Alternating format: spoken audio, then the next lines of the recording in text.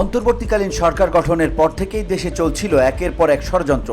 নানামুখী অপতৎপরতার মাধ্যমে নতুন সরকারকে ব্যর্থ করার সর্বাত্মক প্রচেষ্টা চালিয়েছিল পরাজিত শক্তি। সব প্রচেষ্টা ব্যর্থ হওয়ায় এবার রাজধানী ঢাকা দখলের চেষ্টা করছে আওয়ামী লীগ। এই পরিকল্পনাকে সামনে রেখে বেশ কিছু নেতাকর্মী রীতিমতো গেরিলা প্রশিক্ষণও নিয়েছেন।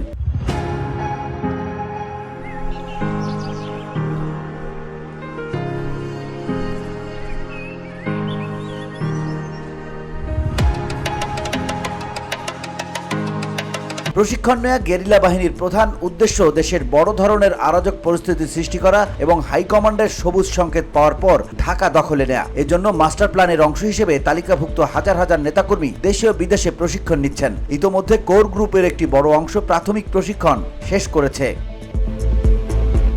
সূত্র জানায়, অবাক হওয়ার বিষয় হলো যারা প্রশিক্ষণ নিয়েছে তাদের একটি অংশ অবসরে যাওয়া সরকারি কর্মকর্তা কর্মচারী, যারা এখন আওয়ামী লীগের রাজনীতির সঙ্গে যুক্ত। এছাড়া প্রশিক্ষণ নিয়েছে নিষিদ্ধ ছাত্রলীগের বেশ কিছু নেতাকর্মীও। প্রশিক্ষণ হয়েছে দিল্লি, কলকাতা ছাড়াও রাজধানী ঢাকা এবং গোপালগঞ্জ সহ দেশের বিভিন্ন স্থানে। চূড়ান্ত সফলতা অর্জনের আগ পর্যন্ত এই প্রশিক্ষণ অব্যাহত রাখার পরিকল্পনা রয়েছে আওয়ামী লীগের। এরই অংশ হিসেবে 8 জুলাই রাজধানীর একটি কনভেনশন হলে 400 জনকে প্রশিক্ষণ দেওয়া হয়। সূত্র জানায়, কনভেনশন হলে প্রশিক্ষণের তথ্য পেয়ে 13 জুলাই রাজধানীর একটি আবাসিক এলাকায় অভিযান চালায় আইন প্রয়োগকারী সংস্থার বিভিন্ন ইউনিট। ওই অভিযানে গ্রেপ্তার করা হয় 2 জনকে। এরা হলেন সোহেল রানা ও শামীমা নাসরিন শম্পা। প্রশিক্ষণ কর্মসূচিতে কি ধরনের আলোচনা হয়েছে জানতে চাইলে নাম প্রকাশে অনিচ্ছুক সংশ্লিষ্ট সূত্র জানায়, গ্রেপ্তারকৃতরা এ বিষয়ে অনেক গুরুত্বপূর্ণ তথ্য দিয়েছে। এসব তথ্য যাচাই করে দেখা হচ্ছে। তারা জানিয়েছে ঢাকা দখল করাই ছিল তাদের প্রধান টার্গেট। এজন্য তারা সাবেক প্রধানমন্ত্রী শেখ হাসিনার নির্দেশের অপেক্ষায় ছিলেন। পরিকল্পনা মোতাবেক শেখ হাসিনার নির্দেশ পাওয়ার সঙ্গে সঙ্গে সারা দেশ থেকে তালিকাভুক্ত হাজার হাজার নেতাকর্মী একযোগে ঢাকা চলে আসবেন। সবাই সমবেত হবেন রাজধানী শাহবাগে।